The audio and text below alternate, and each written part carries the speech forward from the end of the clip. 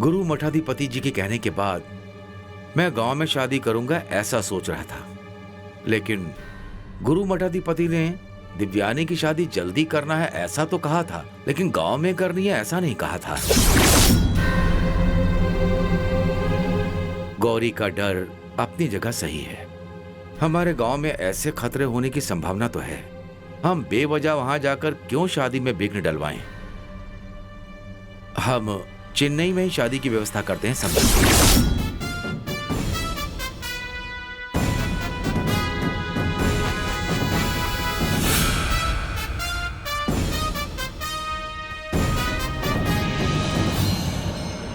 गौरी बेटी, सही समय पर उसने सही बात ही बताया है। मुझे तो उसका आभार प्रकट करना चाहिए। मैं हमेशा ही सही बोलती हूँ और सही करती हूँ रामनाथन। वो नहीं पापा, मैं भी जी को बहुत चाहती हूँ ना। गंगा माँ के बारे में सुनी थी ना, तो बस आपके गांव के नाम बोलते ही मैं थोड़ी डर गई थी, और कुछ भी नहीं। मैंने तुम्हारी बात को गलत नहीं लिया बेटी। ठीक है समधी जी, हम जैसा चाहते हैं और आप जैसा चाहते हैं वैसे ही चेन्नई के एक मंदिर में दिव्यानी और शिवा की शादी करा देंगे। मुझे बहुत खुशी हुई समझी। फिर मैं जाकर ज्योतिषी से मिलकर दिन निकालकर शादी का निमंत्रण पत्र छपवाता हूँ। मैं चलता हूँ। ठीक है समधी जी।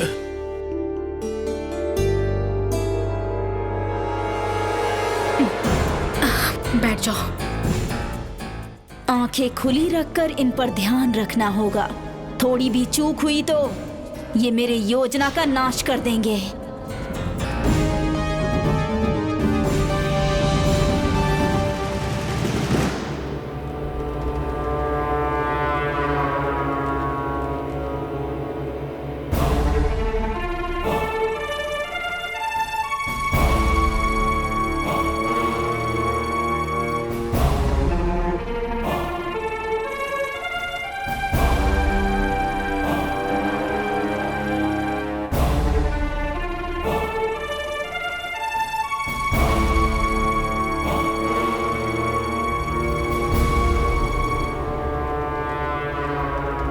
क्या हुआ सर?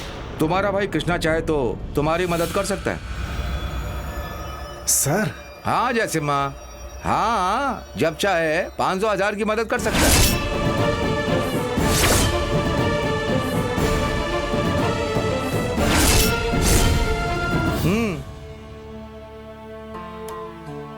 तुमसे भी ज्यादा तुम्हारी परदादी तुम्हें अच्छे से जानती है।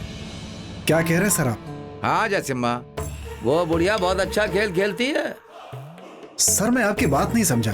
समझने जैसा है क्या मेरे भाई? तुम्हारे दादा ने जैसी हरकतें करी है ना, उस बुढ़िया ने सब मन के अंदर रखा है। वो जानती है सारे काम को।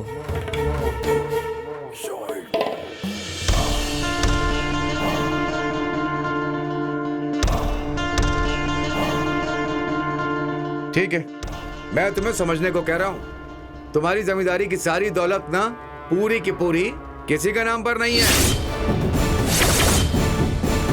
हाँ जयसिम्हा, इस सारी दौलत का वारिस कृष्णा का बेटा ही होगा। यकीन नहीं हो रहा ना? पढ़कर सुनाता हूं। कानिकापुर के जमींदार सुंदर मूर्ति राजसमणि की बीवी सुंदर बली के पेट में जो बच्चा है, मतलब उनके बेटे का बेटा यानी पोते को ही ये सारी दौलत, जो उसका असली हकदार होगा वो होगा कृष्णा से जो उसका बेटा होगा। इस सारी दौलत का वो ही अधिकारी होगा, लेकिन इसकी देखभाल कृष्णा करेगा। इस दौलत को बेचने का आदेश देना हो, अपनाना हो, इन सब पर कृष्णा का कोई भी हक नहीं होगा। क्यों, समझ में नहीं आया? तुम्हारा भाई इस दौलत को बेच नहीं पाएगा, सिर्फ उसकी देखभाल ही करेगा। उस दौलत का अधिकार कानूनन तौर पर देखा जाए तो तुम्हारे भाई का बेटा ही होगा। उसके अलावा उसका कोई भी वारिस नहीं हो सकता।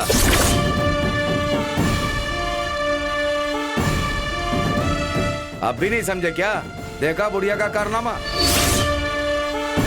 कहीं तुम पर रहम खाकर तुम्हारे पिता यह जायदाद तुम्हारे लिए ना लिख दें, ये इस बुढ़िया की चाल थी।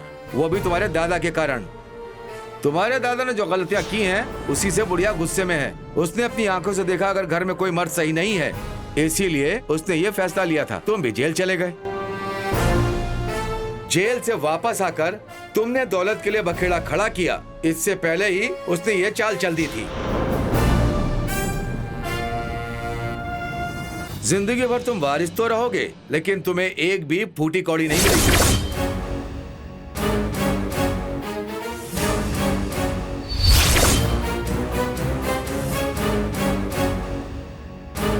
जय सिम्हा, क्या हुआ? दौलत नहीं होगी तो कुछ भी हाथ नहीं होगा। सच कहूं तो जिसके पास दौलत नहीं होती है ना, उसे इज्जत नहीं मिलती है। सर, दूसरा रास्ता नहीं है क्या? जहां तक मैं जानता हूं कोई रास्ता नहीं है। सारी दौलत भतीजे की है। क्या कृष्णा के ऊपर भरोसा करके बुढ़िया ने एक लकीर खींच दी है। तुम भी अपने भाई का वारिस आने का इंतजार करो। पैदा होकर वो पलेगा, बड़ा होगा, इंसान बनेगा। उस पर भी एक कहानी है। बुढ़िया ने उसमें भी एक मामला खड़ा किया है। वारिस अगर 18 साल का पूरा हो गया तो भी वो दौलत बेच नहीं सकता। उसे 25 साल का होना पड़ेगा, तभी जाकर उस दौलत को वो बेच सकता है। अब समझ में आ रहा है तुम्हें यह बात?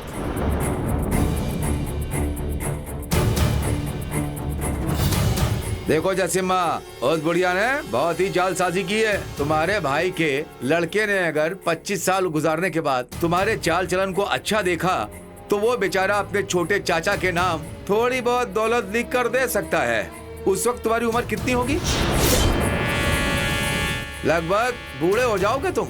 इसलिए उस बुढ़िया ने बहुत सोच समझकर ये वसीयत लिखी है ताकि कोई बिगाड़ ना सके। समझ गया ना मेरी बात? वो बुढ़िया ऐसे पत्थर लगाएगी मैंने कभी सोचा भी नहीं था। तुम क्या कर सकते हो? तुम्हारे दादा ने पूरे गांव को बर्बाद किया। उनके द्वारा किए गए पाप की सजा वो तुम्हें ही मिलेगी। वो तुझे परेशान करेगा। फिर क्या करोगे? यही कहोगे ना कि तुम दादा के वारिस हो। उन्होंने जो बुरे काम किए उसकी वजह से ही मैं जेल गया था। लेकिन किसी भी मामले में गलत ना करने वाला वो कृष्णा ही है। इसीलिए सारी दौलत को कृष्णा के बेटे के नाम उस बुढ़िया ने लिख दी है। अच्छा हुआ कि उसने कुछ नहीं किया। अगर वो करता ना कुछ तो सारी दौलत पूरी हो जाती। सर, उन बातों को करके कोई फायदा नहीं है। ये दौलत मेरे हाथ में कैसे आएगी ये बताइए आप। इंतजार करना होगा जसिम्हा, कोई रास्ता नहीं है। तुम्हारे भाई का बेटा, उसे प्यार दुलार कर बुलाकर उसके हाथों से अपने लिए दौलत लिखवाना है। उसका इंतजार करना होगा तुम्हें, और कुछ नहीं हो सकता। अगर तुम्हारे भाई का कोई बेटा नहीं होता है तो इस लिहाज से तुम वारिस हो सकते हो।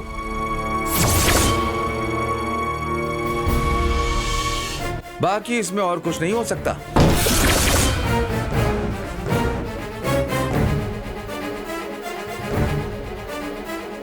अपने मन को हल्का करो जसिम्मा। इस वसीयत को रख लो, इससे कुछ नहीं होगा। लो। मैं चलता हूं सर।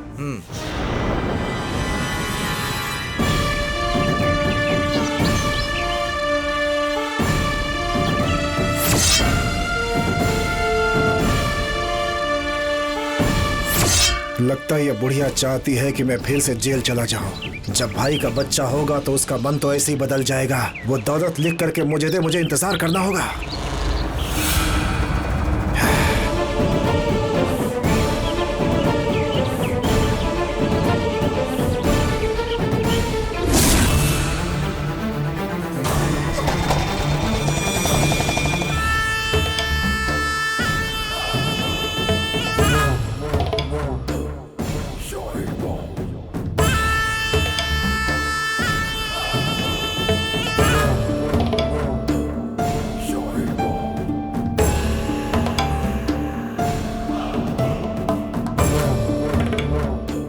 जय सिम्हा, वसीयत इतनी कॉम्प्लिकेटेड है ये तो मुझे आज मालूम चला।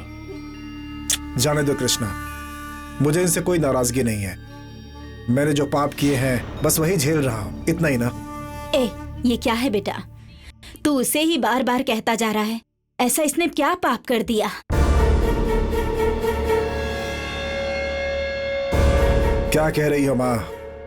पाप समझकर ही लोगों ने मुझे किनारे कर दिया ना। ए, तू चुप कर यार। परदादी के मन में जो बात थी उसने वो लिख दी। अब तू ऐसा क्यों बोल रहा है? और अगर एक बार गलती हो गई तो पूरी जिंदगी गलती करते रहोगे क्या? अपनी जिंदगी को सुधारो जय सिम्हा। इसके अलावा परदादी ने अगर तुम्हें देख लिया होता तो सारी दौलत तुम्हारे नाम भी लिख सकती थी। जो हो सकता है उसकी बात करो कृष्णा। मेरी बात को तुम ध्यान से सुनो। अब तुम कुछ भी अनाप शनाप नहीं सोचोगे। किसी अच्छी लड़की से शादी करोगे, तुम्हें इस खानदान को वारिस देना है। ये कैसे हो सकता है? मेरे पास तो एक पैसे नहीं है। नहीं कृष्णा, मुझे कुछ भी नहीं चाहिए। मैं जिंदगी भर ऐसे रहूंगा। तुम और माँ दोनों साथ में होना मेरे लिए इतना ही बहुत है। क्या बेटा कृष्णा, ये कैसी बातें कर रहा है? ए, तुझे क्या हो गया है? खानदान को वारिस मिल जाए यही मेरी इच्छा है भाई, और मुझे और कुछ नहीं चाहिए। ए, दौलत का मेरे लिए कोई महत्व नहीं है। और एक बात, इस पूरे गांव में हमारे खानदान की बहुत इज्जत है, उसका ख्याल करो। क्या बात कर रहे हो भाई? देख, मैं तेरे लिए कुछ भी कर सकता हूँ, और इस वक्त तुम्हारे पास कोई काम नहीं है, इसलिए ये लोग बातें बनाते हैं। उसके लिए कृष्णा, लड़की मिलने के बाद भी रामनाथन वो बात नहीं करता तो ये प्रॉब्लम नहीं होती। वो आदमी मुझे नहीं छोड़ेगा, मुझे नहीं छोड़ेगा माँ। माँ, वो लोग कुछ खास नहीं करने वाले हैं, आप बिल्कुल निश्चिंत रहो। ए जयसिम्हा, मेरे पहचान का एक आदमी है, हम उससे उधार ले सकते हैं। वो 10 लाख रुपए दे देगा, उससे तुम बिजनेस शुरू कर सकते हो। बिजनेस? हाँ यार, वाटर कैन का बिजनेस सेटअप करो। 10 रुपए का एक वाटर कैन को लेकर 30 रुपए में बेच सकते हो। तू और मैं एक ही तो हैं यार। अगर मिलकर काम करेंगे तो सिर्फ 6 महीने में हम अच्छा प्रॉफिट भी कमा सकते हैं। बिल्कुल फिक्र मत करो, जो मेहनत करता है उसे कामयाबी मिलती ही है। तू बस हिम्मत रख, मैं तेरे साथ हूं। एक बार ये काम हो जाए, फिर मैं देखता हूं कोई तुम्हें कैसे कुछ भी बोलता है। हाँ जयसिम्हा, कृष्णा जो कह रहा है वो बिल्कुल सही है बेटा। योजना से ऐसा लग रहा है कोई भी व्यापार के लिए आखिर पैसे तो चाहिए ही ना बेटा, और उसका इंतजाम कृष्णा करेगा। अगर भाई एक दूसरे के साथ खड़े होंगे तो गांव वालों का बोलने का मुंह ही नहीं होगा। हिम्मत के साथ रहो बेटा, देख लेना सब ठीक हो जाएगा बेटा। और इन सब के बाद कृष्णा जो कह रहा है उस बात से मैं बहुत खुश हूँ। हाँ बेटा, दौलत होने की वजह से ही, दौलत होकर भी फायदा नहीं हुआ, चले गए ऐसा सोच लेंगे। दौलत है ही नहीं ऐसा सोचेंगे। हम मेहनत करके आगे बढ़ेंगे।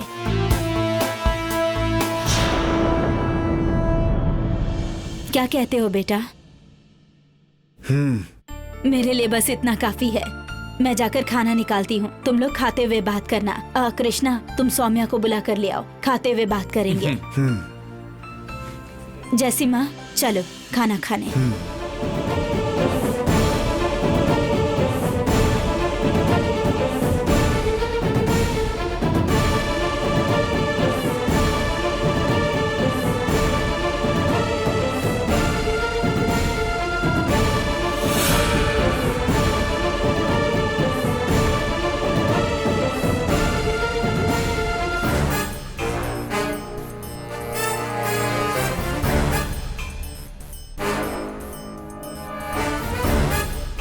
बोलता है गली गली पानी का बोतल उठाकर बेचो। थोड़े से पैसे कमाने के लिए मुझे गली गली घूमना होगा। क्या समझ रखा है इन लोगों ने मुझे? ये बुढ़िया मुझे मिल जाए तो मैं उसकी जान ले लूंगा। ऐसी वसीयत लिखी है इसने, मुझे तो भिखारी बना दिया। और अब देखो, मुझे दूसरे के भरोसे जीना है। बिजनेस करेंगे बोल रहा है, क्यों नहीं देंगे? जमींदार के पास दौलत है ना, जन्म लेने वाले वारिस को दौलत में हक है। 10 लाख क्या, 10 करोड़ भी देगा। गली गली घूमकर पानी नहीं बेच सकता, उसी के सहारे मैं नहीं जी सकता। हे कृष्णा, तुम ही पागल हो गया है। ये सब रामनाथ की वजह से हुआ।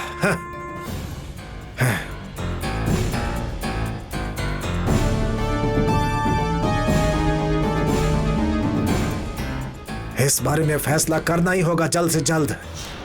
कृष्णा को उठा लिया तो सब सही हो जाएगा, लेकिन काम बहुत दिमाग से करना होगा हमें, वरना इस बार फिर से जेल पहुंच जाऊंगा मैं।